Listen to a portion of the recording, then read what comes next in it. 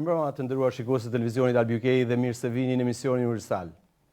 Shikues të nderuar, ndërkohë që fushata zgjedhore në Shqipëri, por dhe në diasporë është në proces të sipër dhe ndërkohë që gjithnjë i afrohemi datës 11 maj, kur është dita e zgjedhjeve të përgjithshme në Shqipëri, ne kemi sonte në emision një kandidat për deputet në Kuvendin Popullor në zgjedhjet e ardhshme, i cili vjen nga radhët e koalicionit Euro-Atlantik dhe është fjala për avokatin Naim Hasani, i cili, siç thash, pra është pjesë e listës për kandidat për deputet nga koalicioni Euro-Atlantik dhe cilin e kemi sonte në studio. Zoti Hasani, mirë se vjen, mirëmbrëma. Mirëmbrëma dhe faleminderit, Martin. Së bashku me zotin Hasani kemi edhe kolegun tim Ervin Gjonaj. Zoti Gjonaj, mirëmbrëma, mirë se vjen. Mirëmbrëma. Zoti Hasani, siç thash, fushata tashmë është në zhvillim të sipër, po afrohemi gjithnjë drejt zgjedhjeve dhe për Shqipërinë nuk ka shumë kohë, edhe pse fushata fillon edhe përpara se të fillojë në fakt zyrtarisht. Ju jeni pjesë e fushatës, keni qenë në Shqipëri dhe besoj që jeni për një periudhë shumë shkurtër këtu në Londër, do ktheheni sërish shumë shpejt. Po si ka shkuar fushata deri tani, zoti Hasani? Siç e thënë vetë Martin, që fushata ka kohë që ka filluar faktikisht, por zyrtarisht tash jemi në mezin e fushatës dhe të gjitha partitë ndezin ato makinat elektorale të tyre për të siguruar sa më shumë mbështetës dhe që të kemi atë rezultatin ose që të shkojnë sa më shumë votues në ditën e zgjedhjeve me 11 maj dhe të kemi një secili rezultatin që presin. Por unë sapo kam ardhur nga Shqipëria pas 10 ditë fushat intensive, ditë për ditë dhe deri vonë çdo ditë me qytetarët shqiptar, sidomos bashkëdhetarët tanë që jetojnë në qarkun tonë të Shkodrës, që nga Marcia e Madhe dhe deri në Fusharës, dhe është një fushat interesante, është një fushat që qytetarët shqiptar kërkojnë një ndryshim të jashtëzakonshëm në sistemin politik në Shqipëri, në partitë që e drejtojnë dhe kërkojnë që situata të ndryshojë.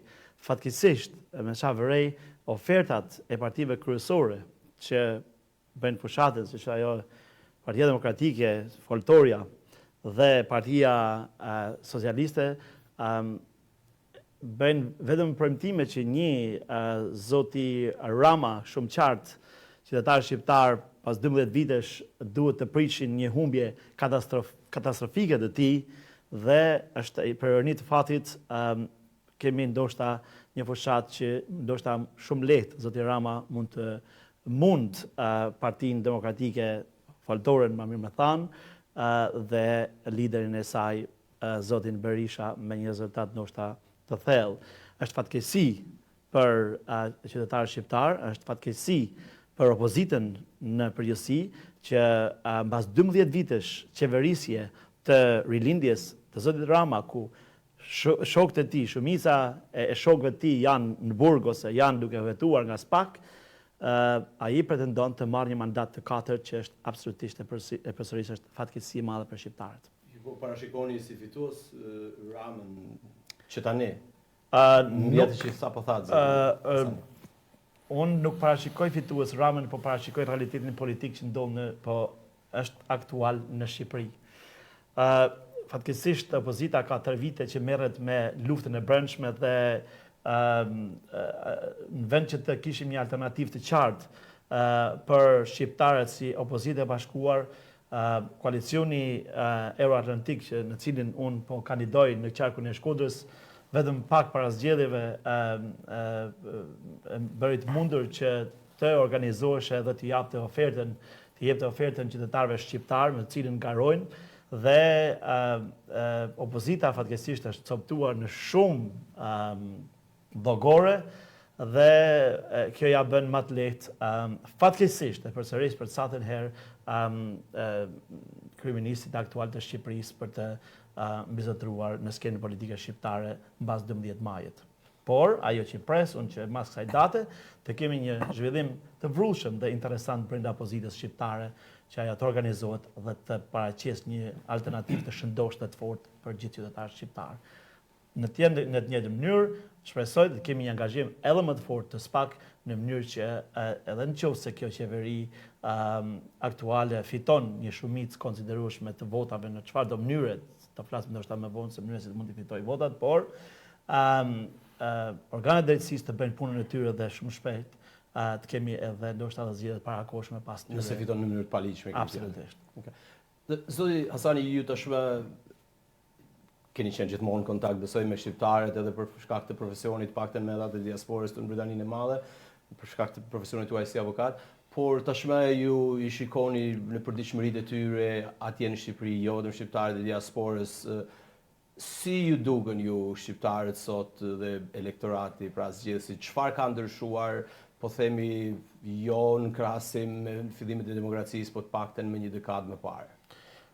Martin, është e dhimbshme të shikosh të jesh kandidat i qarkut Shkodrës, një ndër më të mëdhenjat në Shqipëri, dhe të bësh fushat qytetin e Shkodrës, të bësh fushat malësi në pjesën tjetër të qarkut, dhe të shikosh që mund të ecësh shtëpi më shtëpi dhe ndoshta shikon një plak, ndoshta 2 pleq, ndoshta asnjë, një shpopullim total dhe një mungesë totale të elektoratit dhe me këtë të bësh fushat.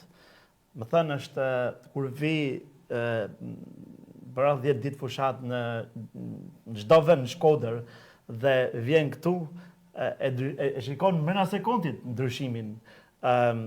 Sa shqiptar, sa trinje të reja që mund të bësh fushat këtu, të cilët është një mundësi historike që është dhënë për të votuar këtë herë, dhe më shumë e gjej veten këtu në Londër, padyshim, mes qytetarëve shqiptar me bashkëdhetar që janë nga qarku i Shkodrës, dhe fushata këtu është për mua është absolutisht ndjem shtëpinë time.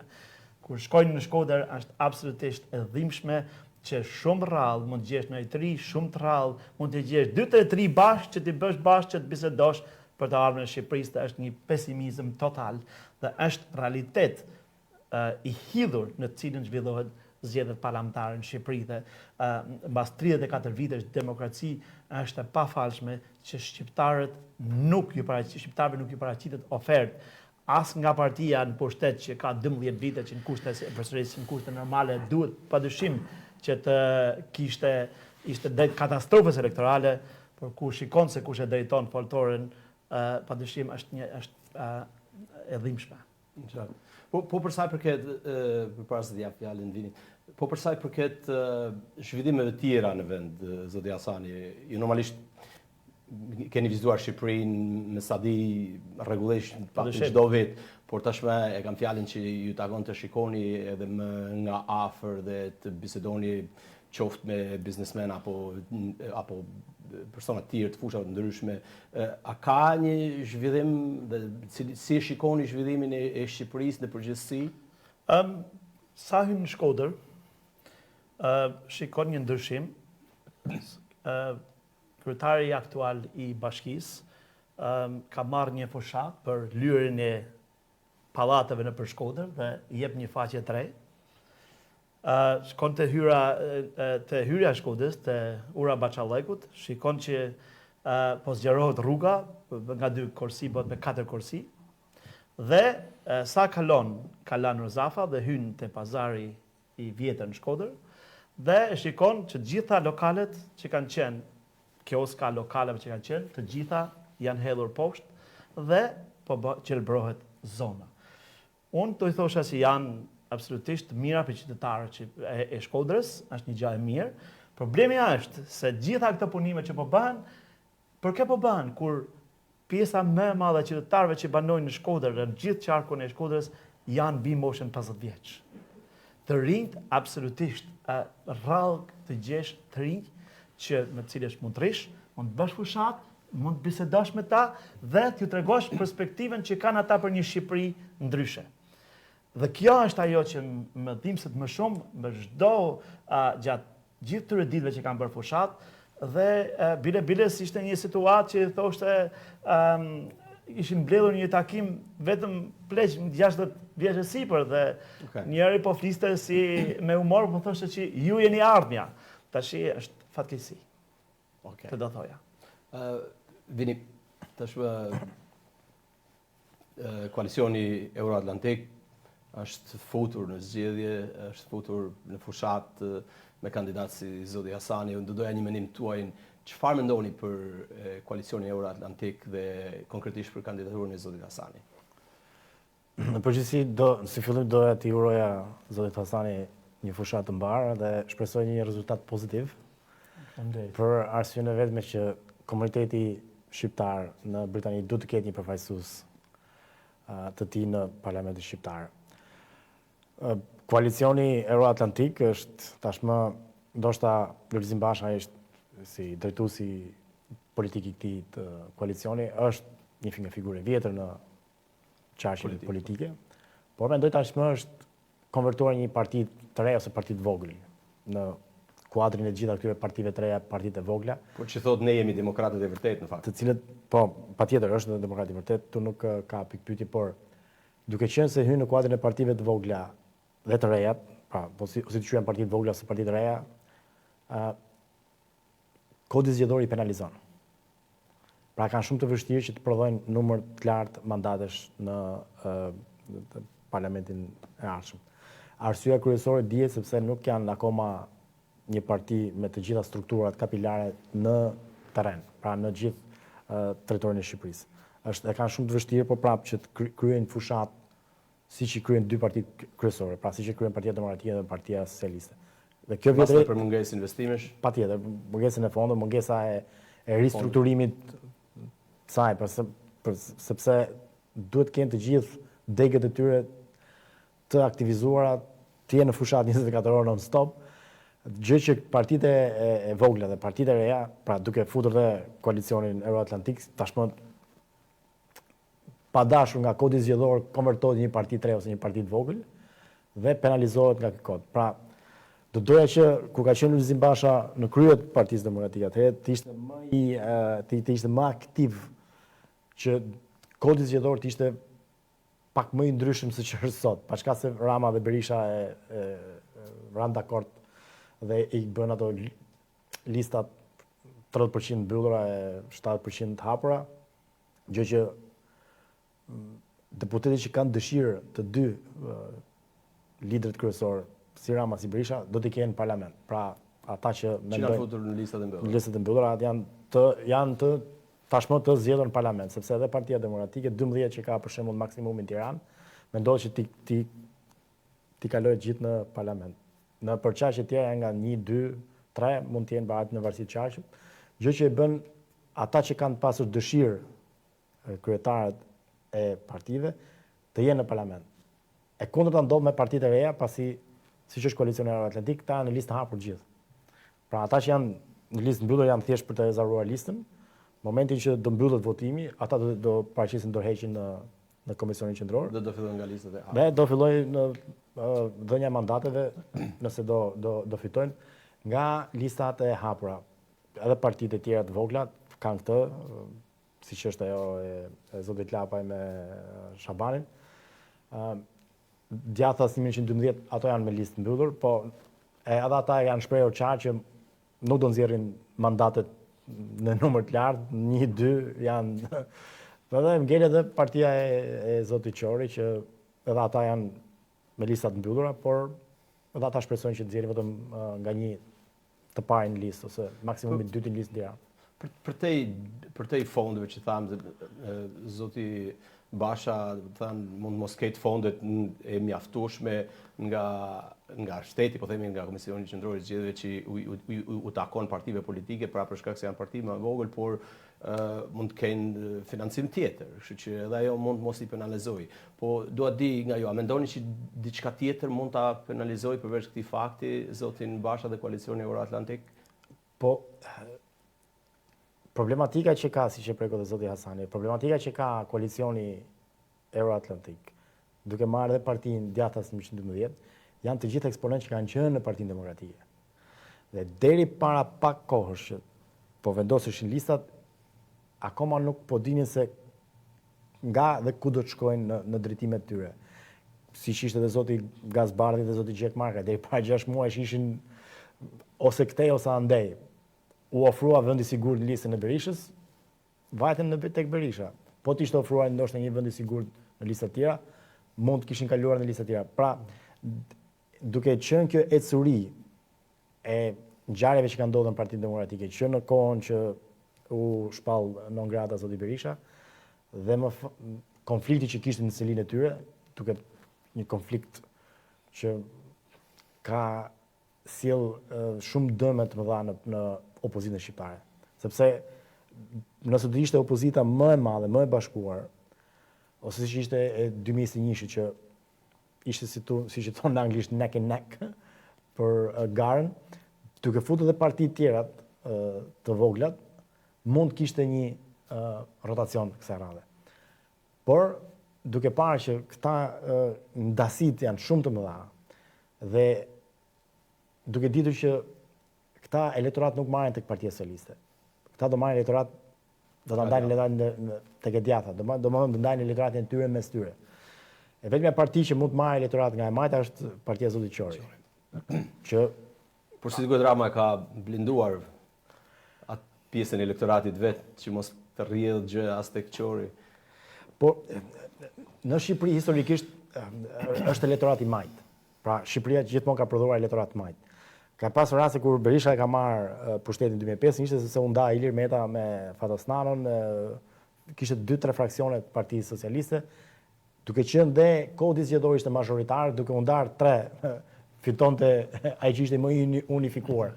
Pra edhe Berisha erdhi në pushtet në 2005 më atë rast.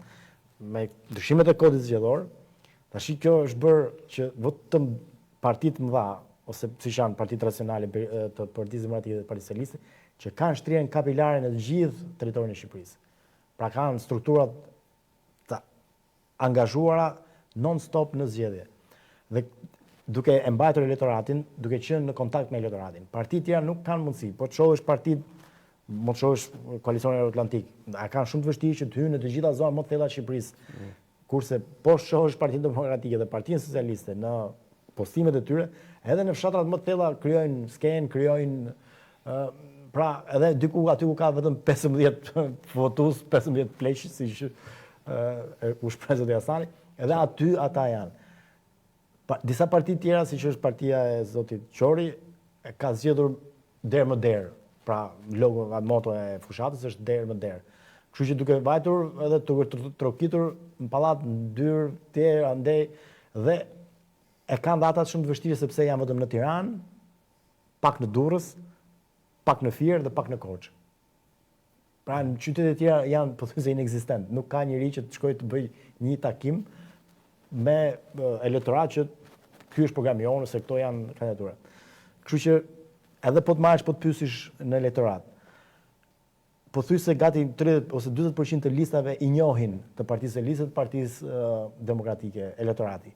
Kurse të partive tjera njohin vetëm Lulzim Bashën, zotin Hasani e njohin këtu në Londër, si domethënë votuesit e diasporës, dhe partitë e tjera njihet vetëm kryetari. Nuk njihet, po të pyesim njëri tjetrin e këtu, kush është i treti në partinë e zotit Shabani, edhe të zotit Lapaj në koalicionin e tyre, kush është i treti në Tiranë? Nuk e di. Në qartë. Dhe kjo është një vënezim tjetër në base.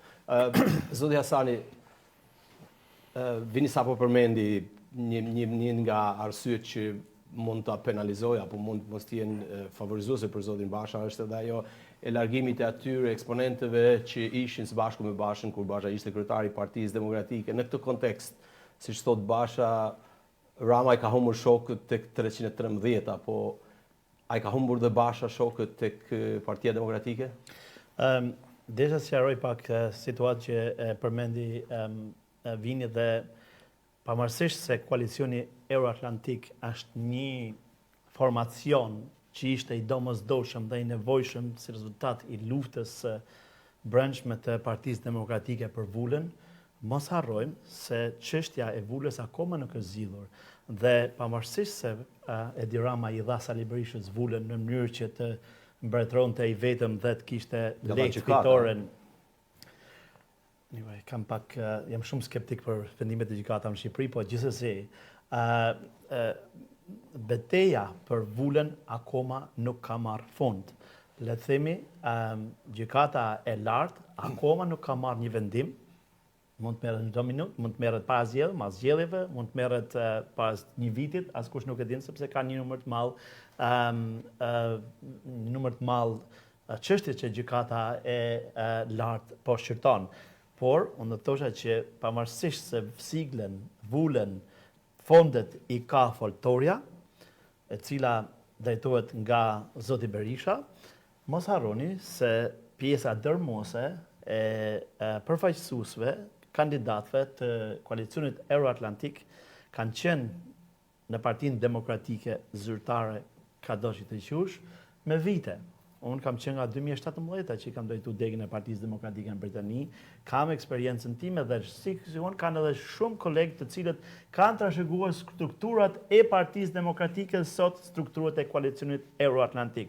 Dhe me thënë që ne kemi një privilegj, ndoshta që shumë parti tjera të vogla nuk e kanë, që kemi një strukturë, kemi dalë ose jemi pjesë e një ish prezentar aktualet më pashme quaje, po kemi një strukturë të mirëfillt dhe një elektorat që ne dim eksakt se ku shkojmë për votën e koalicionit Euroatlantik, në cilin në fundit është një koalicion opozitar, ne jemi demokrat, por situata është e tillë që në kushtet aktuale ne duhet patjetër të ofroshim një alternativë votuesve shqiptar dhe mos ta linim opozitën në dorën e foltores, e cila fatkeqësisht mund të korrë këtë rast rezultatin më skandaloz në historinë e krijimit të Partisë Demokratike që nga viti 1992.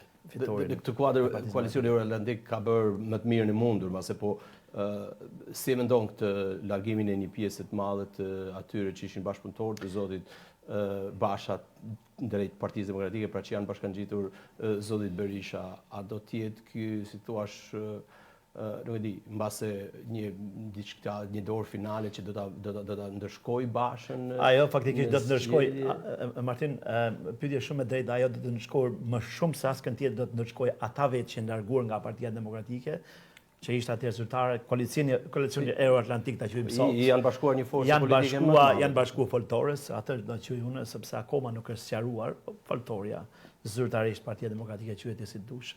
Por çështja e vulës akoma s'ka marrë fund, por ne jemi krenar që ata qendrëstarët që qëndruan nga fillimi deri në fund, i qëndruan 8 janarit, i qëndruan një fushatë urrëtie denigrimi si për vetmin fakt se ne qëndruam me zotin Basha, qëndruam aty ku ishim, nuk shkuam askund, nuk i bashkuam foltores të zotit Berisha, i cili uzurpoi përsëri demokratët dhe Partinë Demokratike, unë mendoj që ata që i kanë shkuar në krah zotit Berisha do të aprovojnë shijen e hidhur të tradhtisë që ata kanë bërë, dhe ta them nga ana figurative, dhe besoj që ata do të dënohen me votë. Kam përshtypjen që qytetarët shqiptarë ta kuptojnë qartë që ne nuk kemi lvizur askund, s'kemi shkuar askund, dhe zoti Basha i ka shokët ndër më të mirë kandidat të koalicionit Euroatlantik. Mund të shikosh askund vetëm në Shkodër, 11 kandidatët që ka Shkodra, po t'i krahasosh me Partinë Socialiste, me koalicionin për Shqipërinë madhështore, që vetëm madhështore nuk është. Shqipëria është më vogël për çfarë madhështore. Eksakt. Domethënë janë figurat më të mira, më të spikatora që koalicioni Euroatlantik mund t'i ofrojë shqiptarëve në Shkodër, qytetarëve të Shkodrës dhe gjithë shqiptarëve. Po t'i shikosh, janë njerëz me reputacion, njerëz të papërlyer, një të papërmendur, një figura që i bën der Shkodrës, i bën der gjithë Shqipërisë. Dhe këta janë shokët e zotit Basha, jo ato që i kanë shkuar zotit Berisha. Po vini. Një ndërhyrje të vogël. Këta që u larguan nga zoti Basha, është shumë vështirë të thuar se sa të zot janë në elektorat, sepse gjithmonë kanë qenë në listat mbyllura. Pra asnjëherë nuk janë të provuar sa vota ata saktësisht kanë në elektorat. Dhe postë dhe detyra patjetër, brenda Partisë Demokratike. Janë figura të konsoliduara në një farë mënyrë brenda partisë politike. Do të thashë figura të konsoliduara. Kanë qenë figura dhe konsumimi është normal. Shiko, kanë qenë figura të konsoliduara dhe tjera, por në elektorat është shumë vështirë që ndoshta sepse edhe emërohen nga kryetarët. Po kur dalin në elektorat, do ta kenë shumë të vështirë. Partia Socialiste, të gjithë ato që ishin figurat e konsoliduara, i kanë nxjerrë në listat hapura. Shkoni atje përplasuni. Aty do shikojmë se sa me të vërtet kanë potencial këta që kanë qenë në kryesitë e partive. Berisha i futi gjithë listën mbyllur. Sepse ndoshta edhe ai e di vetë që këta nuk janë të zotë në elektorat, në marrjen e votës. Ose mbase i duhen nëse vjen puna për të krijuar një qeveri. Ose i duhen, pra duhet të paraqitesh votuesve dikën se do të kesh ministër të kësaj të këtij distasteri apo të atij distasteri. Nëse vjen qeveri, nuk mund të bësh me gjithë të rit, apo jo? Patjetër, po duke parë listën e mbyllur, 12 ata 4 ose 5 i kanë nga koalicioni që ka marrë, nga partitë që ka hyrë në koalicion. Republikanën, Agrarën, të zotit Duka, Partinë e Lirisë të Ilir Metës. Partinë e Lirisë të Ilir Metës. Dhe pra dhe këto i ka në koalicion. Tani ne i dim shumë mirë se si kanë qenë dhe si kanë drejtuar më përpara këta, sepse nuk është që po vjen një figurë e re që s'ka qenë ajherë. Ne e dim Berishën ka qenë 92, 97, 2005, 2013. Tani Berisha i tretë, ai po bën vetëm madhështor se Shqipërinë nuk është shumë vështirë ta bëjë madhështore. Dhe duke ditur këtë fakt, se si kanë qenë 2 herët e para të zotit Berisha, është shumë vështirë që të krijojë elektorat për të bërë një rotacion politik. Duke parë faktin tjetër që ka 3 parti që janë të dala nga Partia Demokratike. Dhe elektorati aty, dhe ajo çfarë nganjëherë më bën nganjëherë të mendoj që Berisha e akuzon partitë e reja si zgjatime të partisë zotit Rama, të Partisë Socialiste e tjera.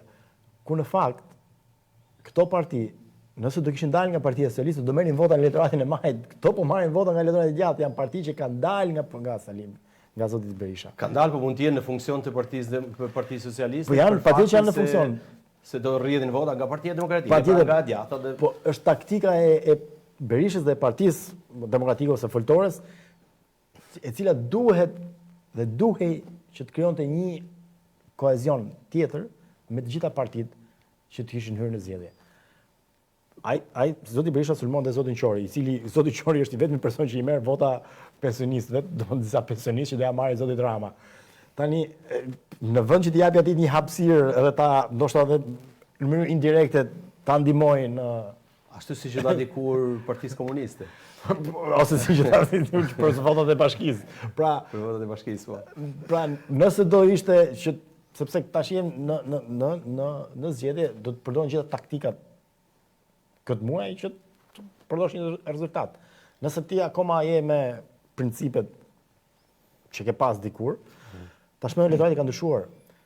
Gjëja më interesante do të jetë se si do jetë vota e emigrantëve, se si do votojnë. Do prekim dhe këtë patjetër. Zoti Hasani, tashmë është paksa në dilemë edhe votuesi.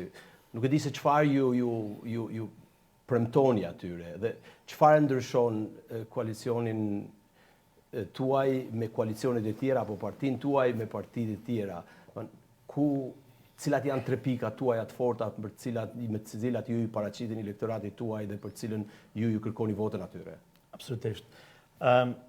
Voto Edi Ramën, merr 313. Voto Edi Ramën, merr gjithë shokët e tij në burg. Voto Edi Ramën, të shkrihet spaku. Voto Sali Berishën, të nxjerrësh nga burgu Ilir Metën. Rama s'ka thënë të shkrihet spaku, gjithsesi. Unë mendoj që kjo është të kërkosh votën nga frika atyre që vinë pushtet. Unë mendoj që strategjia është kjo.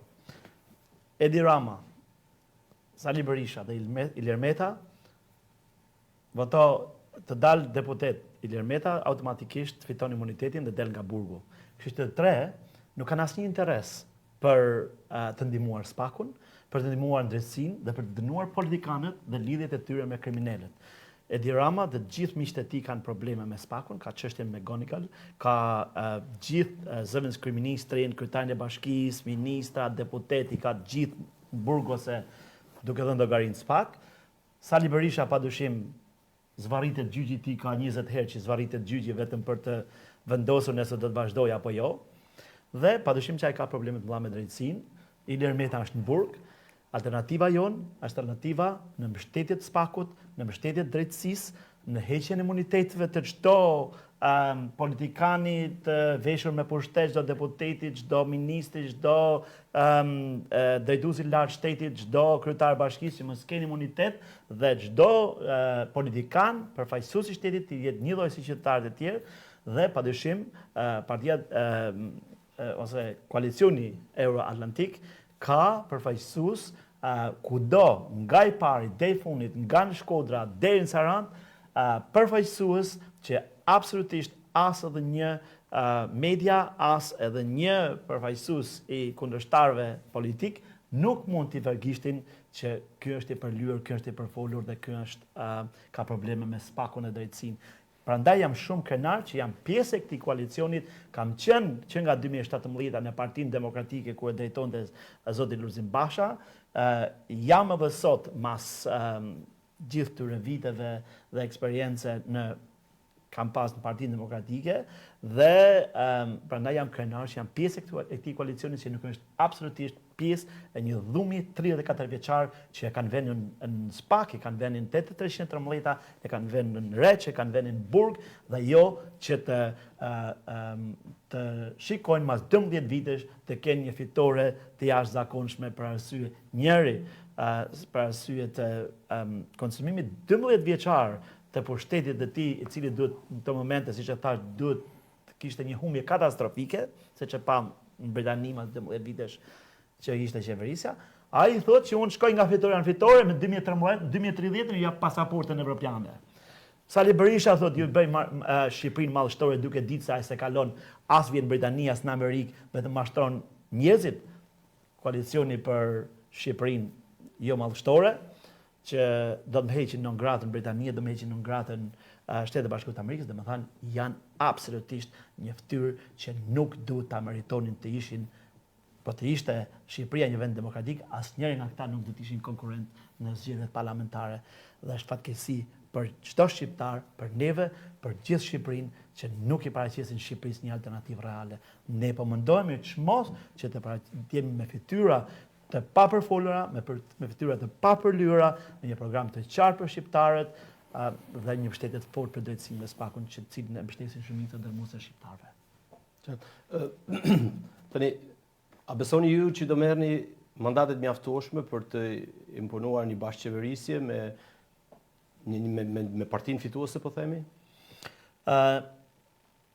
Unë mendoj që ne do të marrim duke parë eksperiencën e gjithë kandidatëve, mos harro se e përsëris prapë që pjesa më e madhe kandidatëve kanë një eksperiencë të gjatë, ndoshta në Partinë Demokratike, në drejtuar edhe nga zoti Berisha përpara, po drejtuar edhe sidomos nga zoti Basha që kanë qëndruar besnik ndaj çdo sulmi të zotit Berisha që nga shtatori 2021 edhe deri sot. Dhe besoj që alternativa jonë, siç e thash, të ketë një mbështetje të gjerë të qytetarëve shqiptarë, sidomos të diasporës që nuk duan që Shqipëria të shkojë drejt gremines dhe shpopullimit total, edhe nuk mundet kursesi që qytetarët shqiptarë, sidomos demokratët, t'i ofrohet që voto Sali Berishën të nxjerrësh Ilir Metën nga Burgu dhe ta bësh deputet dhe të luftojnë spakun. Zoti Berisha ka thënë shumë qartë që unë në momentin që zgjidhem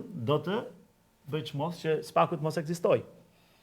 Në momentet caktuara ka thënë edhe zoti Rama, padyshim zoti Meta do të ishte privilegj për të që mos kishte spak se nuk do të kishte hesapet me drejtsinë, kështu që besoj që qytetarët shqiptar, pavarësisht tamullisë që në të cilët kjo situatë, këto zgjedhje janë si asnjëherë tjetër pa alternativë, përveç alternativës që ne po mundohemi të ofrojmë shqiptarëve, të kenë mundësinë të bëjnë një zgjedhje racionale, pavarësisht mjegullës politike në të cilët të zgjedhjen zhvillohen. Vini, zoti Hasani, i devion pak sa pyetjes tashmë se është fut në rrjedhën e fushatës. Në rrjedhën e fushatës, është bërë politikan tashmë edhe nuk përgjigje as drejt për drejt sa përgjigje dikur kur flisni për tema tjera. Ju si mendoni? A mendoni që koalicioni Euro-Atlantik mund të jetë një alternativë qeverisë apo të paktën të diktoj qeverisin e ardhshme, pra të jetë në koalicion me partinë fituese? Nëse do të si parti e parë, nëse do dalë mund dalë vetëm Partia Socialiste në kontekstin siç po shikohet tani. Dhe a do të bashkëqeverisë, a do të bashkëqeverisë Lulzim Basha me Edi Ramën, nuk e di. Rama është i gatshëm që t'ja ofroj zotit Basha një pjesë bashkëqeverisjes nëse është nën 70 mandate, do ja ofronte kujdo, mund t'ja ofronte Sali Berishës që të bashkëqeverisë me Sali Berishën. Por siç thash më parë, partitë siç është koalicioni Euroatlantik dhe partitë tjera kanë shumë të vështirë të nxjerrin numër të lartë mandatesh. Prandaj po them, sepse nuk është vetëm thjesht a do t'i ofrohet. Puna është se që t'i ofrohet, do të marrë një numër të caktuar mandatesh. Dhe duke qenë ky fakt, e duke qenë dhe kodi zgjedhor proporcional rajonal, i duhet diku tek 12.000 ose 13.000 vota për të nxjerrë një mandat në Tiranë. Pra kanë shumë vështirë që të kenë 26.000 vota që të prodhojnë mandatin. Dhe po e njëjta edhe në rrethet e tjera. Pas po të marrësh Kuksin, ka 3 mandate. Është shumë vështirë që një nga partitë tjera të marrë jashtë 2 partive kryesore. Pra e kanë bërë në atë lloj mënyre, është kalkuluar matematikisht, është bërë që të mos ketë partitë. Ky kod është marrë në Spanjë për një arsye të vetme që në Spanjë mos të hynë partitë baske dhe partitë që kanë problemet e tyre të brendshme në Spanjë. Por nuk është e nevojshme që ky kod të ishte në Shqipëri. Shqipëria duhet të kishte mazhoritari. Njerëzit kandidatët të përplasen me njëri tjetrin në zonën elektorate dhe të mos ndërhyjnë në gjithë qarkun. Është i shthurur sepse të gjithë do të punojnë në gjithë qarkun, janë lart poshtë në të gjithë edhe janë përplasur njëri me njëri tjetrin. Pra nuk është se ka një zonë të caktuar dhe në atë zonë bën fushat kundër kundërshtarëve. Është në atë zonë që bën fushat se si t'ja kaloj dhe atij që kanë listë. Pra është një absurd. Faktikisht duke parë në këtë kontekst, unë për sa i përket fushatës time personale në Shkodër, një farë mënyre ndihem pak i privilegjuar sepse bashkëdhetarët e mi me cilët kam punuar me vite këtu në Britani janë nga çdo pjesë e qarkut Shkodër dhe për mua është faktikisht një gjë shumë e mirë sepse vota e tij nga Puka dhe Fushatësi është një lloj si e tij nga Vermoshi ose nga qendra e Shkodrës, kështu që është por për një kandidat tjetër që nuk ka atë influencë në gjithë qarkun e Shkodrës është shumë e vështirë. Faktikisht unë jam i kënaqur dhe për këtë arsye jam gjeta mundësinë që të shkëputem pak nga fushata në Shkodër dhe të vi të vazhdoj të kem kontaktet e mia me votuesit. Do thosha që jetojnë në Britani? Edhe këtu në Britani, po. Doja të prekja shkurtimisht dhe sondazhet zoti Hasani, ju besoj që jeni ndjeni të disa sondazheve që janë bërë publike, kam dhënë që dhe Basha ka ato rezervat e veta ndaj disave, sidomos një nga sondazhet që zoti Basha thotë është bërë deri përpara kohës së saj koalicioni juaj të regjistrojë, megjithëse në fakt koalicioni ishte tashmë edhe atëherë bërë i ditur. Gjithsesi, ju si shikoni këto sondazhe paraprake dhe faktin që koalicioni Euroatlantik nuk është mbase as në nivelin e pritshëm tuaj për sa i përket sondazheve flas? Unë jam kontakt me gjithë kandidatët në gjithë Shqipërinë. Kam qenë vetë fushat deri para 2 ditë dhe absolutisht nuk më rezulton fare që situata e koalicionit Euroatlantik, e kolegëve të mi që pagarojnë në emër të këtij koalicioni të jetë e tillë. Ne kemi bërë sondazhet tona të brendshme dhe besoj që do të jetë absolutisht jam shumë i bindur që do të ketë një përqindje shumë më të lartë sa ajo që sa nxjerrin sondazhet, edhe ta shikosh që sondazhet janë absolutisht tendencioze, të organizuara në farë mënyrë për të munduar të orientojnë publikun ka partitë kryesore, më të mëdha, do thosha. Por nga kontaktet e mia të vazhdueshme të përditshme në terren, më rezulton absolutisht një situatë tërësisht e ndryshme dhe një përqindje shumë më e lartë se sa ajo që paraqitet në sondazhet. Absolutisht nuk jam i surprizuar fare nga ato që ndjerrin sepse nuk do ndikojnë nga vini që partitë e vogla gjithmonë mundohen të shtyjnë një qoshe që mos bëhen pjesë e sistemit, por unë nuk duhet të quaj veten parti e vogël, duhet ta quaj veten koalicion që kemi një luftë, do thosha, ligjore që vazhdon akoma dhe unë i referohem që atyre që kanë sot vullën janë Foltorja, i cili mendimin e Edi Ramës arriti ta marrë vullën nga Partia Demokratike që drejton zoti Basha, nga ata që drejton zoti Berisha sot. Dhe alternativa atyre është, po ta shikosh, po të shkosh sot në fushatën elektorale të Shqipërisë, është një fushatë të rësisht, përveç se fushatës që bëjmë neve, pjesa më e madhe, përveç zotit Rama dhe zotit Berisha që shkojnë me antërazhin e tyre në vendet caktuara si Vini e kanë gjenet e mundësinë, më thënë është një fushatë e vdekur e këtyre partive. Zoti Asali, si shpjegohet Nuk është askush në rrugë, nuk ka asnjë, le që nuk ka njerëz në për lokale, po përpara në zgjedhjet e 2021 kam qenë në zgjedhjet e 2017 dhe e kam parë mënyrën se si ka qenë sot janë kandidatët dhe mbështetësit janë totalisht të zhdukur. Si shpjegohet fakti, zoti Asali, që Basha, që para pak vitesh, pra në 2021 ishte një kandidat për kryeministër, të jetë mbrapa në sondazhe mbas zotit Sheha, i cili ishte vetëm një deputet i Partisë Demokratike dhe tashmë një derivat i kësaj partie, pra i larguar, krijuar partinë e vet, por që rezulton më parë në sondazhe. Ju sapo thatë që mbase nuk ju besoni atyre, po gjithsesi deri këtu e shikojmë që është përpara. A ju surprizon pak avancimi i një deputeti kundrejt një deputeti tjetër i cili në 2021 ishte kandidat për kryeministër? Padyshim Foltorja diversionin e ka absolutisht një gjë siç e ka mësuar edhe me Edi Ramën. Unë nuk besoj fare që lëvizja e zotit Sheha ndoshta mund të marrë ai mund dali vetë deputet, nuk besoj kurse do të ketë një rezultat si ajo në sondazhe. E dyta, nuk besoj që as zoti Zapaj të ketë një gjë të tillë, sepse kemi parë në zgjedhjet e tilla. Edhe në sondazhe një deputet merr. Absolutisht. Kështu që për sa i përket zotit Basha, zoti Basha ka një eksperiencë të madhe në fushata dhe në 2021 zoti Berisha do ta ndërronte sot që të marrë një rezultat që ka marrë zoti Basha në 2021, edhe s'ka shansi ta marrë. Nëse këtu do të shohim pas datës 12. Dhe është fatkeqësi për shqiptarët e përsërisë. Por është një kënaqësi unë mendoj që zoti Basha dhe koalicioni jonë me një eksperiencë të jashtëzakonshme dhe të gjatë në drejtimin e Partisë Demokratike, në drejtimin e fushatave elektorale dhe mos harro se bazën në çdo njësi administrative, në çdo qark ne e kemi trashëguar dhe e kemi do të thosha solide. Nuk jemi partitë Shehaja, po partitë e tjera që s'kan asnjë.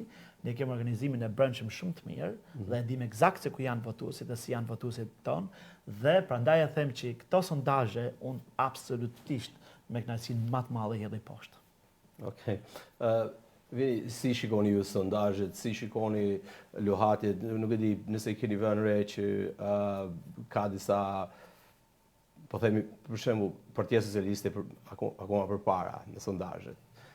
Ka një diferencë për shembull tek kryetari dhe partia ku kryetari i Partisë Socialiste është më përpara, domethënë ka ndryshim me Partinë Socialiste, ndërkohë te Partia Demokratike pothuajse janë njësoj si kryetari i saj Berisha siç partia, por edhe te kjo që sapo i pyeta zotit Hasani në lidhje me partitë e tjera të vogla, avancimin deri diku të zotit Shehaj, pavarësisht se siç e thatë ju mund të përkthehet vetëm në një deputet, por në fakti që është përpara tek të tjerët si Lapa e Qori, si shikoni ju gjithë këtë dhe çfarë mendimi keni, si do përkthehen në deputet? Shikoj, janë bërë shumë sondazhe për aq pak elektorat sa ka Shqipëria. Pritet që të votojnë në Shqipëri 1.4 milion votues. Kemi dhe diasporën, Së bashku me diasporën pritet që të jetë maksimumi 1.4 milion, ndoshta 1.5 milion, minimumi 1.2 milion që sipas projeksionit që ka bërë KQZ-ja.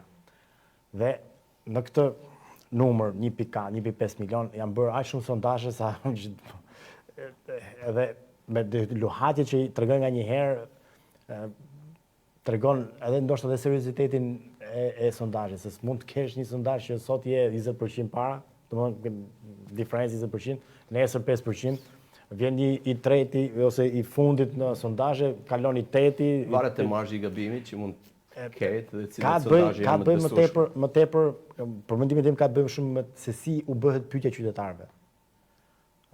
Në shumë raste kur janë analizuar jo rezultati, po mënyra se si është Drejtuar pyetja atyre. drejtuar pyetja, nxjerr pak konfuzitet, sepse po të marrësh për shembull pëlqyeshmërinë e kryetarëve. Patjetër që kryetarët, por sa është numri që është pyetur që Rama ka shkuar kaq dhe Partia Socialiste është këtu. Domthonë ka të bëjë edhe me mënyrën se si pra bëhen sondazhet. Por mendimin tim nuk është e nevojshme që në Shqipëri të bëhen sondazhe në numër kaq të madh, se po bëhen gati pothuajse për ditë sondazhe. Çdo javë televizionet janë këtë sondazhe kanë bërë unë, domthonë filan televizor ose X televizion ose X televizion. Kanë sondazhe pa mas. Duke ditur që të gjitha partitë e dinë se ku kanë elektoratin e tyre. Pra Partia Socialiste e din shumë mirë që ato 600.000, 700.000 votuese ka aty, nuk i lëviz. Pjesa më e madhe administrata shtetërore. Pa, administrata shtetërore Dhe familjarët e tyre. sepse janë 186.000 punonjës që deklarohet, herë 3 o 2-3 që kanë pjesëtar të familjes, Absolutisht. edhe ai personi vet, bëhen 4, kështu që ka ishte nuk kishin në zgjedhje bashkë. Lesi ishte drejtuar nga Monika Kryemadhe dhe ishte e vetme në zgjedhje. Ata kishin 100.000 vota, nuk prodhuan më mandate, prodhuan 4 Për kthimin deputet pastaj ishte ndryshe. sepse i kanë marrë në të gjithë Shqipërinë vota, Jo, i përgjithshëm. por nuk kalojnë pragun Pikërisht. për të arritur të Pikërisht, edhe mbahet se ku janë marrë vota. Dhe këto Nëse s'ka kaluar pragun, mund marrësh 10.000 vota këtu, 10.000 vota atje dhe shkojnë 20.000 vota pa prodhuar një deputet, pa një prodhuar një mandat. deputet. Kështu që edhe sondazhet që i kanë kryer, i kryen në qytete të mëdha siç është Tirana, Durrësi dhe duke i kryer aty mendojnë që këta parti kanë ndoshta mund ta prodhojnë në numrin që merr, mund të prodhojnë mandatin, por kur të hynë në gjithë territorin e Shqipërisë, si është kodi zgjedhor, mund të dalin gjithë ndoshta edhe me 0. Po thjesht gjitha partitë e vogla. Po të presim, shikojmë. Për sa i përket Po, zot Jasan. Për sa i përket arsyeve pse zoti Rama shfaqet aq komod në ato komunikimet e tij, në ato takimet e tij që bën, është shumë qartë se Shqipëria aq ka mbetur, fatkeqësisht, pjesa më e madhe masivisht e administratës shtetërore janë në duart e qeverisë të zotit Rama dhe padyshim janë të detyruar që të votojnë, përndryshe mëngjesin tjetër nuk do ta kenë vendin e punës. Kjo fatkeqësisht është parë Administratën ja la shumë në herë. duar zot Jasani. Fatkeqësisht kjo është parë rëndom në Shqipëri sa herë që kanë janë bërë zgjedhjet në Shqipëri, partia në pushtet përdor administratën për të qëndruar në pushtet, por nëse të kishte një alternativë të qartë opozitës, dhe e kam thënë në çdo media dhe vazhdoj ta them që është detyrë sublime e opozitës që të paraqes alternativë qytetarëve të vendit që të kenë mundësinë për të votuar një program që hell poshtë një qeveri të kapur ka me krye me krimin, me fakte që s'pak i kanë nxjerrë për ditë, dhe të jemi në një situatë sot që zoti Rama thotë unë do të marr mandatin e 4, do të bëj Shqipëria pasaporta evropiane 2030 se për radhë të tilla, kur për këtë do t'i bëj, kur pjesa më e madhe e Shqipërisë është larguar, kur nuk keme këtë bashkë fushat, kur kjo fushat është më vakta e fushat që është bërë ndonjëherë në Shqipëri, është skandaloze. Dhe kthehemi pak diasporës, zot Jasani. Padyshim. Ju sapo thatë që normalisht keni pasur kontakte me diasporën edhe më përpara, po tani më që jemi zyrtarisht të fushat, jeni kthyer këtu dhe që jeni në kontakt me diasporën, pra që në një farë mënyrë të vazhdoni fushatën edhe këtu për sa do pak kohë mund të keni këtu se ju duhet të ktheheni atje përsëri. Çfarë i premtoni dhe kësaj pjese të shqiptarëve që janë në diasporë, përse duhet të votojnë koalicionin Euroatlantik dhe pse duhet të votojnë ju pikërisht zot Jasani? Fatkeqësisht para se të përgjigjem kësaj, duhet të përmend një fakt që besoj se na ka penalizuar një farë mënyrës që koalicioni Euroatlantik u formua si nevojë imediate vetëm disa ditë përpara se të shpalleshin, të dërgoheshin kandidaturat për para 12 marsit që dërgoshin kandidaturat në Komisionin Qendror të Zgjedhjeve dhe krijuan informacionin, por ky ishte fatkeqësisht mas datës 4 mars, kur vota e diasporës ishte afati i fundit dhe qytetarët ne kishim as pak mundësi ose alternativë që të bënim thirrje vazhdimisht qytetarëve që të regjistroheshin, votoheshin, siç ishte Partia Demokratike dhe Partia Socialiste. Dhe ky është një handicap, por besoj që edhe pse nuk e patëm të mundësi që të bëjmë më shumë thirrje qytetarëve që sidomos në Britani, por të bëhet diasporën që të regjistrohen, konstatojmë me kënaqësi që 17.000 votues të qarkut të Shkodrës janë nga diaspora. Dhe besoj është një numër shumë i kënaqshëm dhe pavarësisht kohës së shkurt do të bëjmë çmos që të rikuperojmë këtë kohë të humbur dhe të gjithë ata qytetarë që sot po votojnë të kenë mundësinë të tonë fjalën e tyre dhe faktikisht një gjë jam shumë i kënaqur se çdo person i cili është regjistruar për të votuar nga diaspora, mundësia shumë e madhe që të votojnë dhe bile ka marrë shumë mesazhe që mezi presin t'ju vi zarfi ta votojnë dhe aq shumë e kanë qenë entuziazmin sa disa dalin edhe publike bajnë i nxjerrin votat. Pra, ajo që i ofroi absolutisht është modeli që unë kam afruar për vite me radhë Britani, një njeri që ka qenë me qytetarët, për qytetarët, ka luftuar për drejtën e tyre, ka luftuar me ta dhe është përfaqësues i drejtësisë britanike dhe shembullin, punën, simbolin, përpjekjet dhe ndihmën që ju kam dhënë Bashkombësat të Britani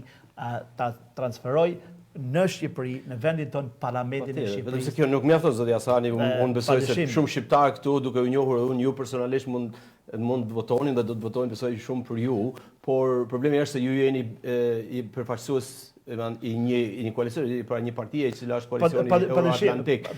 Kjo nuk është një pyetje që mund t'ju drejtojë vetëm ju, mund t'ju drejtojë çdo politikani, çdo partie politike, se çfarë do ndryshojë për diasporën nga ky moment e tutje, duke qenë si u është mundësuar kjo votë diasporës që ka shumë e ka kërkuar.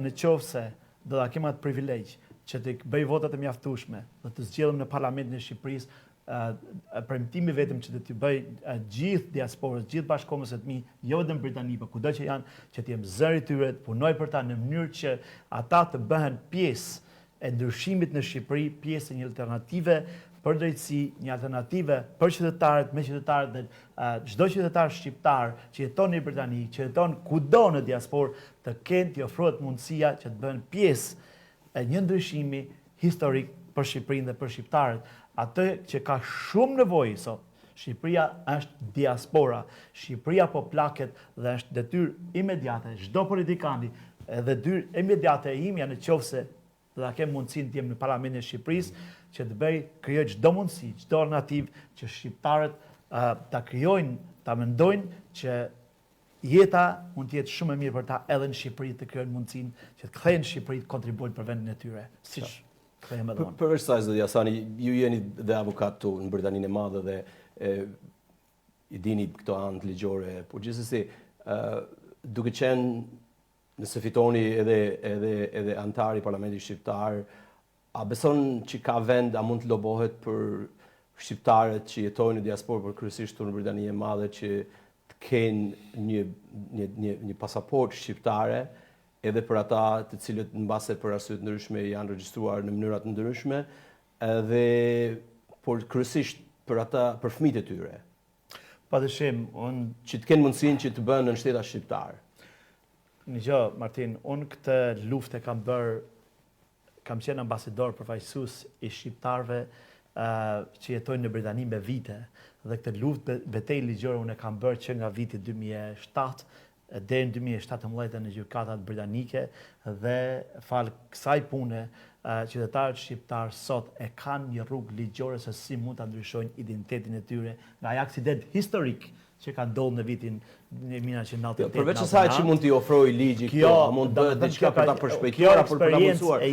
Kjo eksperiencë e ime gjatë këtyre viteve duhet të ndihmoj padyshim që në përpjekjet politike mes qeverisë shqiptare dhe asaj britanike të gjetë një gjuhë përbashkët që edhe ky problem të zgjidhet një herë për gjithmonë. Po mund të ishte një vullnet politik nga ana ligjore. Padyshim që vullneti politik nga ana e shqiptarëve, të paktën për fëmijët e shqiptarëve që mund të jenë regjistruar ndryshe në Britani të Madhe, kryesisht po themi që atyre të mundsohet paktën që të kenë nënshtësi shqiptare. Unë mendoj që vullneti politik ekziston në dyja palët, por sa të suandalon në Britania e Madhe. Absolutisht, absolutisht. Por vullneti politik do të ishte i mjaftueshëm në qoftë se do të kemi një qeveri e cila mbron interesat e qytetarëve shqiptar dhe jo vetëm se punon për Britaninë me direktiva që jep Britania, por në përgjigje të asaj bashkëpunimit të ngushtë kundër krimit të organizuar, kundër kriminalëve, kundër trafiqet të paligjshme, kundër emigracionit të paligjshëm, i kërkon qeverisë britanike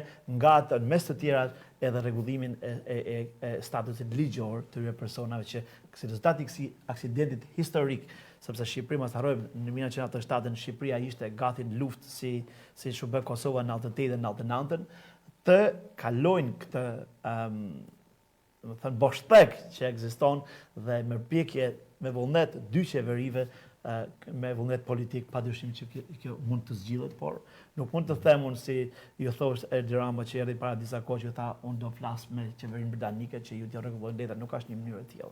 Është një proces absolutisht i gjatë dhe vullneti i qeverisë britanike besoj që ka qenë dhe ashtë sepse i kanë mbështetur sido që jetë gjithë ata persona që kanë qenë këtu, pavarësisht se i kanë gjithë që janë nga Kosova apo nga Shqipëria një tjetër, të gjithë janë këtu dhe askush nuk ka shkëtuar në Shqipëri. Qartë. Vini, cili është mendimi juaj? Çfarë përfiton diaspora me këtë votë? Dhe a duhet përfitojë më shumë se ç'mund të thuhet apo të premtohet në aparencë? Thjesht themi, gjysma e Shqipërisë është jashtë, ose më tepër, po edhe nga ato regjistrimet të tjera ka rezultuar që janë një numër i konsiderueshëm i shqiptarëve edhe me të drejtë vote që janë në diasporë. Duke pasur parasysh që Shqipëria normalisht është shteti shqiptar dhe ka institucionet e veta dhe duhet i ketë, po a është drejt që të ketë dhe institucionet të cilat i përkasin diasporës ku të kujdesen drejt për diasporën, duke pasur një ministri për diasporën, nuk e di ka provuar pak a shumë qeverisja e Ramës një herë që të ketë një ministër për diasporën, nuk e di se sa ja ka vlet, po tashmë që diaspora voton, a duhet të ketë diaspora më tepër se sa të drejtën e votës këtu në diasporë, po themi? Tani, diasporë, emërtimi i saktë, diasporë është kur një komunitet ka vite që është në atë vend dhe ka emigruar me vitet të tëra. Një njëri që emigron për 1 vit, 2 vjet, nuk mund, je pjesë e komunitetit, po nuk je në kontekstin diasporë. Nga vetë ka një diasporë. Nga vetë logjika e fjalës. Patjetër, pra, njerëzit që kanë këtu nga 20-30 vite, janë pjesë që tashmë quhen diasporë. Por jetojmë në një botë moderne ku të gjithë shumica atyre që kanë pothuajse 30 vite janë shtetas ose nën shtetas të shtetit ku jetojnë. Pra, në një farë mënyre ti ke shumë të drejta, ke të gjitha të drejtat, ke pothuajse si gjithë qytetarët atij vendi, nuk është një nevojë ose domosdoshmëri të kesh një zyrë tjetër ku ty të janë mohuar të drejtat edhe mund të shkosh të po flet për Britaninë. Po flas për Britaninë, po flas për Italinë, po flas edhe për gjithë. Po diaspora është më e gjerë. Po patjetër, po flas edhe për Italinë për shumë. Na është e nevojshme që se ngatrojmë konceptin se çfarë na duhet ne me sepse duke mos pasur asnjëherë drejta ndoshta në kohën e Partisë Punës, kemi shumë koncepte të gabuara. Po të ishim mirë, pse të votonim fare? Jo, ne votojmë se ushtrojmë detyrën tonë kushtetuese, por nuk është mund të shkonim në Shqipëri ta ushtronim. Po duke qenë se je në vendin ku ke emigruar, të vjen posta. Këtë është një zgjidhje e bërë nga gjitha logjistike, po. Po pra, është një zgjidhje që kanë bërë gjitha shtetet. Po duhet shikoj edhe një benefit nga kjo, jo thjesht. Po pra, zyrat që më vjen zarfi dhe benefitin se do vi dha aty tek benefitet që zyrat që duhet krijojë shteti shqiptar. Nuk janë zyra që duhet ty të paralele, si formë strukturë paralele me zyrat e atij shteti ku je. Nuk besoj që është paralele. Duhet jenë zyra që duhet të krijojnë urën lidhëse me shtetin më. Pra, për fëmijët që të regjistrohen dhe të jenë shtetas shqiptar, pra të krijojnë këto lloj facilitetesh. Sepse nga njëri ngatrojmë gjërat, ne edhe i bëjmë sikur do të jetë institucion që na gjejë edhe punë aty ku jemi. Jo. Tani, Çfarë benefiti ka vota jonë? Nga parë është hera parë që votojmë dhe nuk kemi një projekcion të saktë se si do votoj diaspora. Ka një interes shumë të madh për partitë e reja nga diaspora.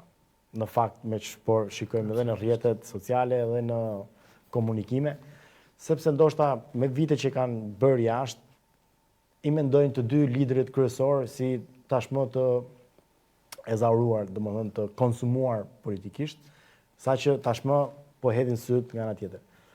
Do dim në një fakt tjetër për shembull që duke njohur dhe komitetin këtu, ne kemi shumë shqiptarë këtu, duke qenë që ka një afrimitet me Partinë Laboriste në kontekstin që Partia Laboriste emërtohet si parti që është afër emigrantëve, janë votues të Partisë Laboriste, por ama në Shqipëri janë votues të Sali Berishës. Pra, është shumë vështirë të përcaktojmë se është shumë kjo përrjedhohet të kësaj, është shumë vështirë që të përcaktojmë se si do shkojë vota diasporës, a do shkojë shumë për Partinë Socialiste apo do shkojë shumë po flasim për diasporën në tërësi. Ama për Britaninë nuk është numër shumë i madh në që ketë peshë më të madhe e ka në Itali dhe në Greqi, që mund të krijojë atë numrin e mandateve të deputetëve.